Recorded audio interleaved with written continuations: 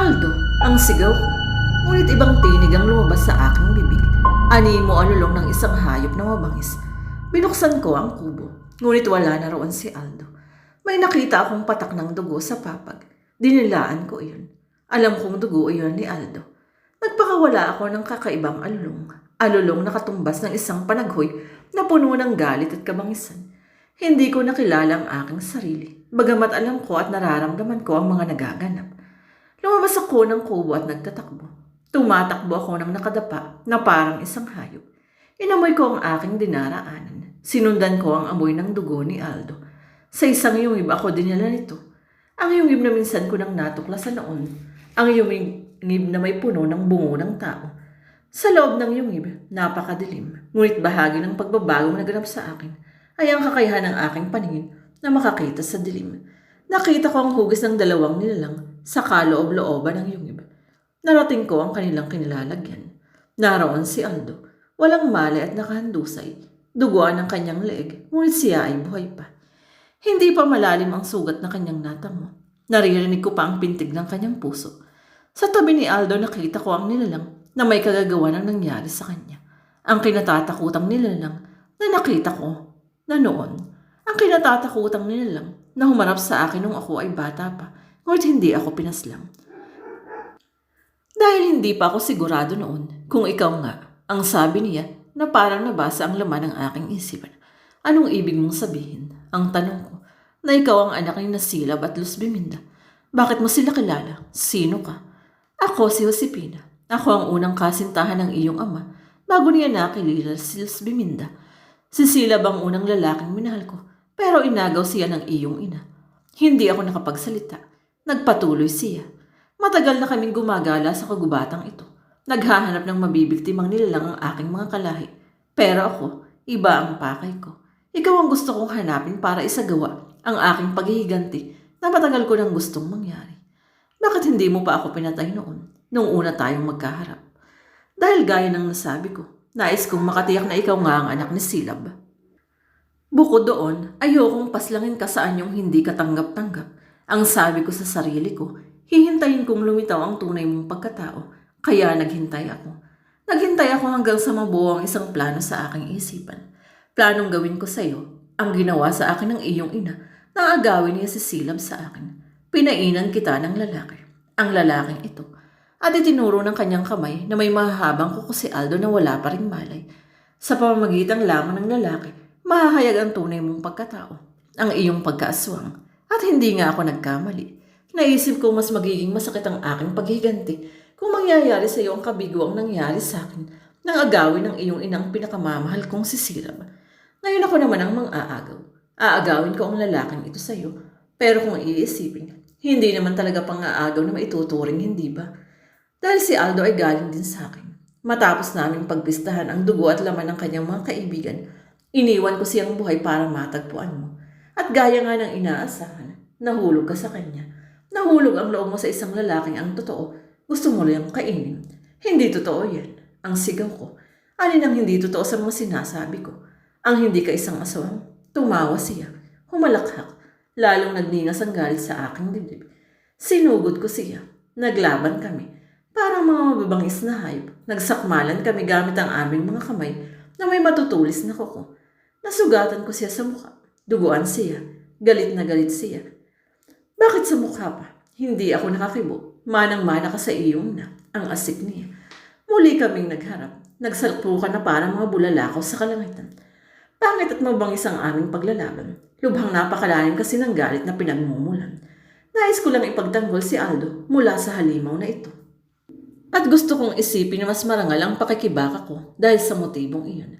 Ngunit kung iisipin, pag-ibig din ang dahilan ng aswang na ito. Pag-ibig sa akin ni Umaong ama na ngayon nag-anyong paghihiganti laban sa akin. Nagpatuloy kami sa aming paglalaban. Tumalsik ang mga dugo habang kapwa namin nasusugatan ng isa't isa. Hanggang sa unti-unting nagkamalay si Aldo. Hinawakan nito ang dugo ang leeg at saka bumangon. Nasaksihan nito ang pag-aaway ng dalawang aswang sa kanyang harapan. Nais kong tawagin si Aldo, ngunit batid kong hindi niya ako maiintindihan. Hindi rin niya ako makikilala sa aking anyo. Takot na takot siya. Muli kaming natigil ng aswang na si Josepina sa paglalaban. Kapwa kami napatingin kay Aldo. Mas mabilis na nakakilos si Josefina, ang aswang na minsang umibig sa aking ama. Nahawakan niya sa leeg si Aldo. Hindi makagalaw si Aldo dahil tiyak na mahihiwa ng matutulis na kuko ni Josefina ang kanyang leeg. Oras na kumilos pa siya. Nangamba ko para sa buhay ni Pia. Pero may halong ibang aking pangamba. Pangambang baka hindi ko matikman ang kanyang dugo at laman. Hindi ko sukat akalaing yun ang aking mararamdaman. Isa na nga akong lehitimong aswang. Aswang na naghahangad na mambiktima. Bitiwan mo siya. Ang utos ko kay Josefina habang hawak pa rin nito si Aldo. Akin siya. Kakainin ko siya. Ang sabi ni Josefina. Halatang nais lamang akong saktan. Sasakmalin na sana ito si Aldo. Ngunit bigla itong natigilan. Sa di kalayuan, malapit sa bibig ng yungib na aming kinalalagyan, mayroon kaming nasilayang kislap. Kislap na nagmumula sa pamilyar na bagay. Pamilyar sa aming dalawa ni Josefina. Ang kwintas na pilak na pag-aari ng aking ama. Pakawalan mo ang lalaking iyon at ibibigay ko sa iyo ang kwintas na pag-aari ni Silab. Ang sabi ng lola habang unti-unting lumalapit sa amin. Natigilan si Josefina. Waring napaisip. Ang kwintas ni Silab. Ang sabi nito. Oo, Josefina. Ito nga. Ang sabi ng lola. Dahan-dahang binitiwan ni Josefina si Aldo. Bumagsak muli sa lupa si Aldo. Marahang nilapitan ni Josefina ang lola. Nakita kong nangilid ang luha sa kanyang mga mata. Marahil niya gano'n niya kamahal ang aking ama. Inilahad niya ang kamay sa lola. Akin na ang kwintas. Ang utos niya sa lola. Kaagad naman iyong ibinigay ng lola sa kanya. Pinagmasdan ni Josefina ang kwintas na pilak. Tuwang-tuwa si Josefina. Wari bang sa pamamagitan ng kwintas na iyon, muling nabuhay ang aking ama at ngayon kapiling na niya. Ngunit panandalian lamang ang kasiyahan ni Josefina. Ang galit ay muling nanumbalik. At sa pagbabalik ng galit nang nag-aapoy sa kanyang puso, ang kawawa kong lola ang kanyang napagbalingan. Hindi, ang sigaw ko. Biglang sinakmal ni Josefina ang lola. Kumilos ako para pigilin ang lahat, pero sa wari ko'y huli na. Dinamba ni Josefina sa sobrang galit ko. Muli kaming nagharap ni Josefina. Naglaban na parang mga mababangis na hayop na pinagtatalunan ng kaperasong laman. Sa aming paglalaban, nalaig ang puot na nararamdaman ko kaysa sa kanyang nararamdamang pait.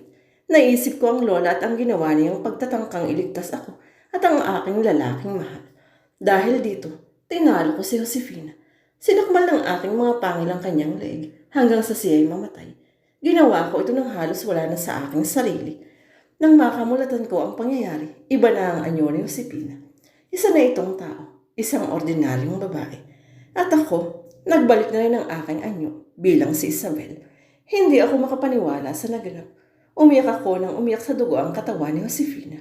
Isabel, narinig ko ang nanghihinang tinig ng lola. Nilapitan ko siya agad. Lola, Isabel, ipinatong ko ang ulo ng lola sa aking kandungan. Lola, patawad, ang sabi ko habang umiiyak. Ako ang patawarin mo, Isabel. Wala kang hinangad na masama para sa akin. Sana nga'y wala, pero bakit ganito pa rin ang nangyari? Dahil ito ang katotohanan. Ito ang pagkatao ko. Hindi ko matatakasan ang lahing pinagmulan ko kahit na anong mangyari. Ingatan mo ang sarili mo, Isabel. Lola, lumayo ka sa lugar na ito. Magpakalayo-layo ka. Kapag nalaman ng mga aswang ng kabilang lahi ang ginawa mo kay Josefina, tutugisin ka nila. Hindi sila titigil hanggat hindi ka napapatay. Hindi ako nakakibo. Humihikbi ako pagkat alam kong namamaalam na ang lola. Mahal na mahal kita, apo ko. Mahal na mahal din kita, lola. Sa kabila ng mga nangyari, huwag mo pa rin kalilimutan ang mga itinuro ko sa iyo. Opo, lola. Pinagdudahan ko ang kakayahan mong magmahal, pero sana'y mali ang husga ko. Kahit ano ang mangyari, patunayan mong tunay ang pag-ibig mo kay Aldo. Anong ibig mong sabihin, lola? Ngunit bago pa siya makapagpaliwanag, ay tuluyan na siyang binawian ng buhay. Lola, narinig ang malakas kong pag-alulong, kalinsabay ng muling panunumbalik ng aking anyong halimo. Napabaling ako sa kanilalagyan ni Aldo. Binitiwan ko ang lola at ako ay lumapit sa pagkain. Takot na takot si Aldo habang lumalapit ako sa kanya. Yung dating may pagnanasa at pagmamahal na tinig niya sa akin ay napalitan ng takot at hindi mailarawang pagkakimbal. Nasa mga mata niya ang pangambang nalalapit na ang kanyang katapusan at hindi magiging madali ang kamatayan. Sa katunayan, isa sa pinakamasaklap. Sinimulan kong dilaan ang dugo sa kanyang liib at dibdib. Nagdulot iyon ng kakaibang sarap at lakas sa aking pakiramdam. Ang mga sugat na natamo ko mula sa pakikipaglaban kay Supina ay tila naglahong lahat. Tama ang lola. Ang sariwang dugo ng tao ay nagbibigay ng lunas, nagpapahaba ng buhay. Kung nasa tamang kaisipan marahil ako, baka mas piliin ko ang kamatayan. Ngunit sa kaisipan ng isang mabangis na nilalang na tulad ko ng mga oras na iyon, higit na mahalaga ang buhay at ang pagnanasang maiksan ang kakaibang kauhawan sa dugo at gutom sa sariwang liwan na nararamdaman. Sa aking isipan, pilit kong ibinabalik ang alaala ng aming pagmamahala ni Andlo. Ang alaala ng aming pagtatalik. Ngunit kahit gaano ko naising mabalikan ang lahat, nananatiling matingkad ang pagiging asing halimo ko. Kahit ano ang mangyari, patunayang mong tunay ang pag-ibig mo kay Aldo. Iyon ang huling habili ng lola. Ang mahuling salitang dapat gumabay sa akin. Noon ko naunawaan ang ibig sabihin yun. Gawin mo na ang dapat mong gawin, Isabel. Ang narinig kong sinasabi ni Aldo. Gawin mo nang mabilis. Dahil kahit tanggihan mo ako, hindi ko nagugustuhin mabuhay pa matapos ang mga nasaksihan ko ngayong gabi. Naunawaan ko ang sinasabi niya. Nararamdaman. Nagpakawala ako ng malakas na alulong, kalinsabay ng paghaba ng aking mga pangil. Ang mga pangil na ito ang itatara ko sa dibdib ni Aldo at ipangkukuha sa kanyang puso. Sana'y naging mas malakas ako. Sana'y naging mas matatag ako. Pero hindi. Nanaig ang aking kahinaan. Sa kadiliman ng gabi, narinig ang malakas na sigaw ni Aldo. Hindi! Ang kamatayan higit sa isang konsepto at katotohanan ng buhay ay isang pakiramdam. Isang pakiramdam na may sariling buhay, may sariling lakas. Ayon sa lola, kamatayan ang nagbibigay ng pantay na karapatan sa lahat ng nilalang. Kamatayan din ng isang bagay na kailanman ay hindi matatakasan ng sino man. Ang kamatayan bagamat ayon sa lola ay hindi dapat katakutan ay may iba-ibang anyo, iba't ibang mukha. Muling nasaksihan ko ang panibagong mukha ng kamatayan sa pamamagitan ni Aldo. Labis kong pinagsisihan ang nangyari. Ang higit na masakit, nasarapan ako sa kanyang dugo at laman na hanap-hanap na ng aking katawan. At ano nga ba ang magagawa ko? Biktima ako ng isang sumpa, ng isang lahi na sumasamba sa hayok na pagnanasa ng laman. Wala ring pinagkaiba sa mga tinatawag na normal na tao ng pamayanan. Natutunan ko nang ako'y bumaba sa kalatagan at nakipag-ugnayan. Hindi ko pinili ang maging aswang. Hindi ko hinangad na maging alipin ng pagnanasang pumaslang at kumain ng kanilang laman. Pero ang nakatakda ay nakatakda. Inakala kong pag-ibig ang nararamdaman ko kay Aldo, pero nilinlang lang pala ako ng pagiging isang halimaw ko, ng pagiging isang aswang.